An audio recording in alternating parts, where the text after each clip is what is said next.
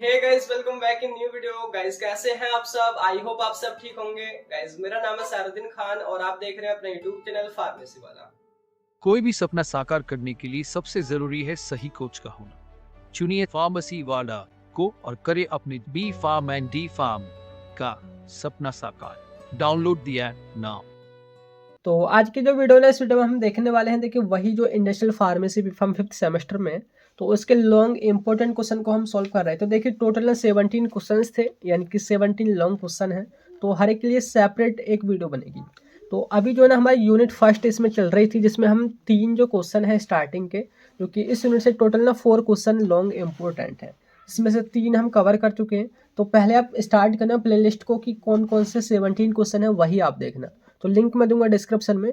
उसके बाद इस क्वेश्चन को सोल्व करना, फिर इसको एंड देन इसको आज हम कवर ही करने वाले हैं, जो कि application of pre formulation consideration in development of solid and solid dosage form.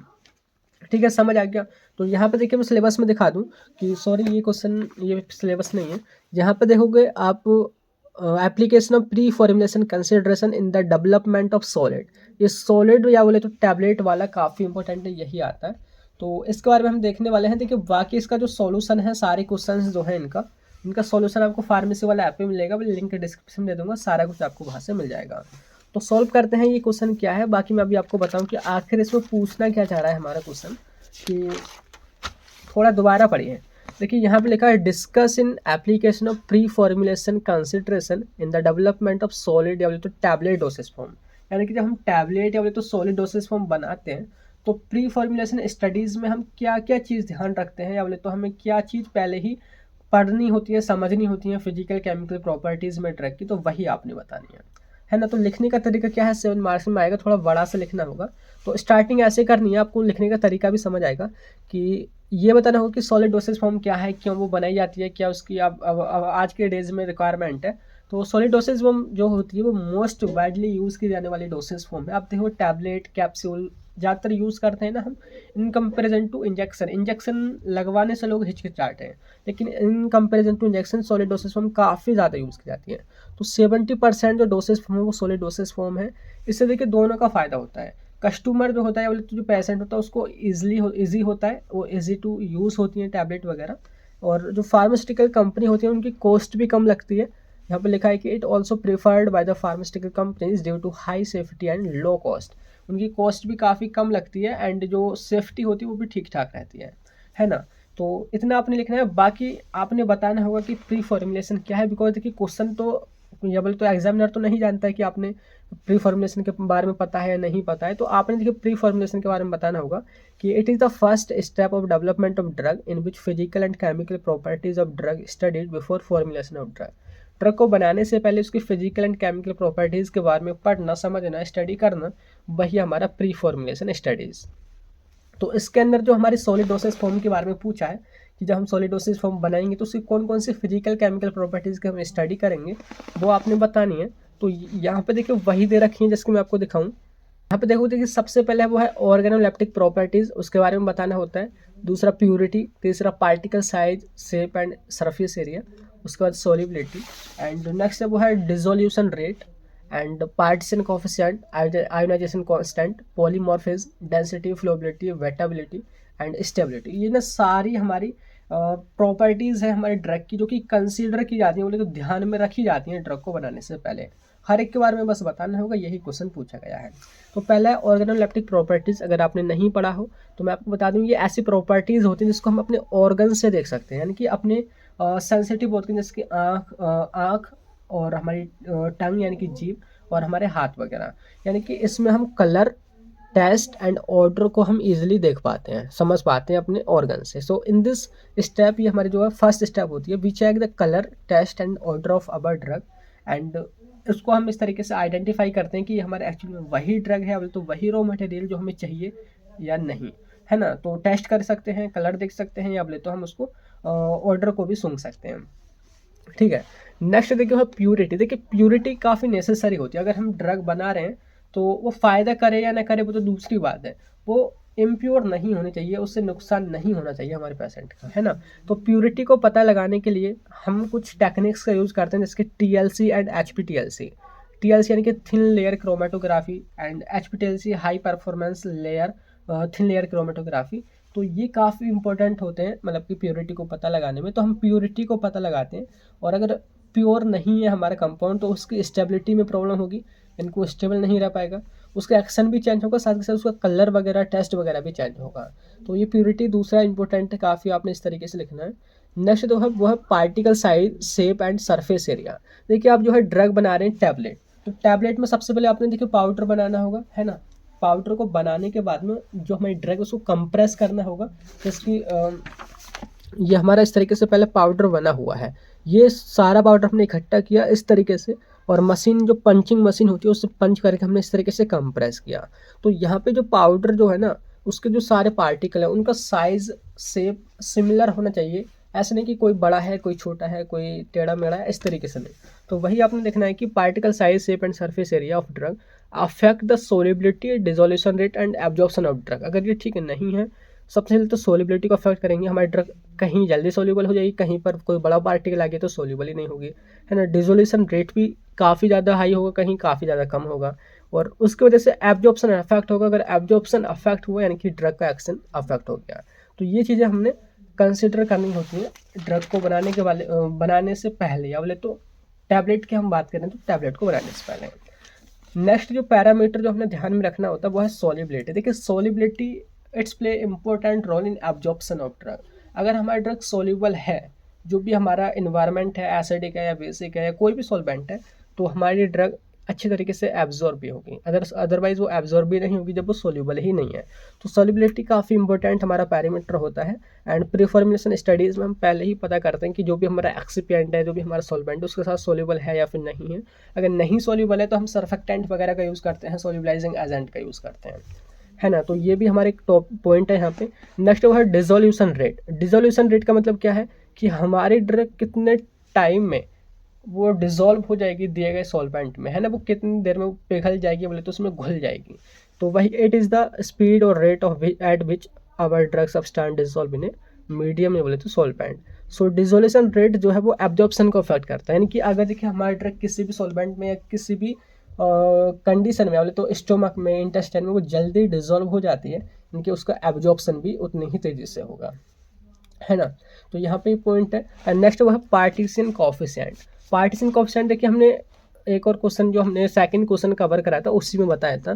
तो पार्टीशन कोएफिशिएंट का काम क्या होता है, इससे हम ये पता लगाते हैं कि जो हमारी ड्रग है वो लिपिड में ज़्यादा सोल्यूबल है या फिर वाटर में ज़्यादा सोल्यूबल है ना। तो हमारी जो ड्रग है ना वो दो नेचर की होती है, लिपिड सोल्यूबल और वाटर सोल्यूबल। और अगर वो लिपिड सोल्यूबल ज़्यादा होती है वो अच्छी होती है, क्योंकि हमारी बॉडी का जो एनवायरनमेंट है वो लिपिड नेचर का है, हमारी सेल लिपिड नेचर की बनी हुई है, वो फैट नेचर की है। तो वहाँ पे हमारी ड्रग अगर लिपिड नेचर की है तो ईजिली एब्जॉर्ब हो पाती है। तो पार्टीशन कोएफिशिएंट से हम वही पता लगाते हैं कि partition coefficient plays important role in estimation that drug will be hydrophilic और लाइपोफिलिक। हमारी ड्रग लाइपोफिलिक होगी या फिर हाइड्रोफिलिक होगी।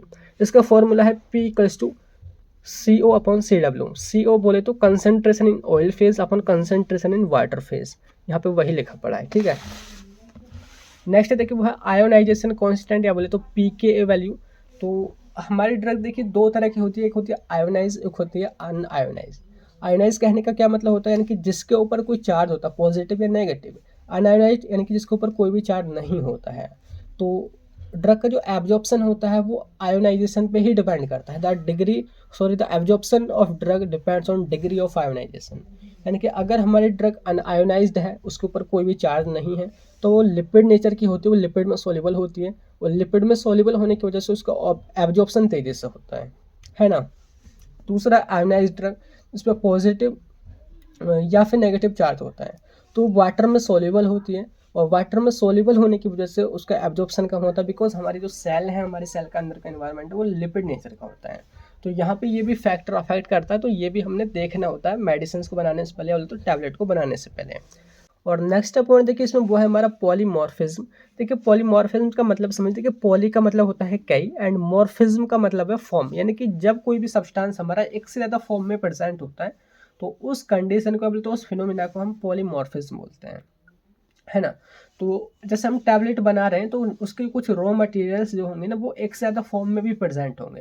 एग्जांपल जैसे मैं आपको घर का एग्जांपल, जिसकी जो हमारा घी होता है वो अगर देखिए गर्म हमारा दिन है तो वो लिक्विड में यानी कि लिक्विड फॉर्म में प्रेजेंट होता है। अगर वहीं ठंडी का माहौल है, दिसंबर या जनवरी का महीना है, वो सेमी सॉलिड या वो सॉलिड में बन जाएगा, है ना।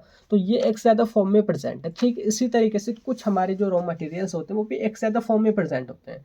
एक ही मटेरियल लिक्विड में मिल जाएगा आपको, वो सॉलिड में मिल जाएगा। तो अब हमने यहाँ पे ये देखना होता है कि आखिर हमारा रिक्वायरमेंट क्या है, हमें कैसी प्रिपरेशन करनी है। अगर हमें देखिए टैबलेट बनानी है तो टैबलेट में तो मोस्टली सॉलिड ही नेचर का हमें कोई ना कोई अपना जो भी रॉ मटेरियल वो चाहिए होगा। तो उसी बेस पे हम यहाँ पे देखते हैं। तो सिंपली क्या है, it is the ability of drug molecule to exist in more than one crystalline phase, बोले तो फॉर्म, है ना। So in preformulation of drug there appropriate and required form is use. उसकी जो भी अप्रोप्रिएट या रिक्वायर्ड फॉर्म है हमारे रॉ मटेरियल की, वही हम यूज़ करते हैं।